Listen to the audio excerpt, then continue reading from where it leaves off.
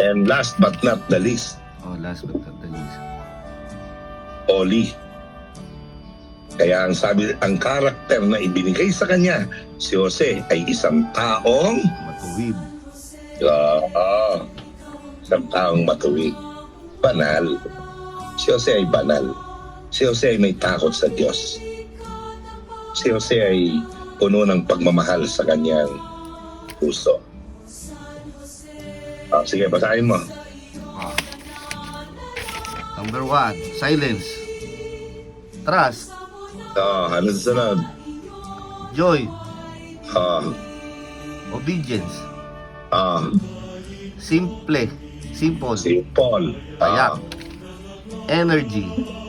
Enthusiasm, energetic, Enthusiasm. Patience. patience. And holy. Ano yun? Saint Joseph. Ah, Yan! galing nga. Hindi ko napansin nyo na. Napakagaling nga. Kaya yung sikreto ng kabanalan nasa pangalan ni Saint San Joseph. Jose yun. Oo.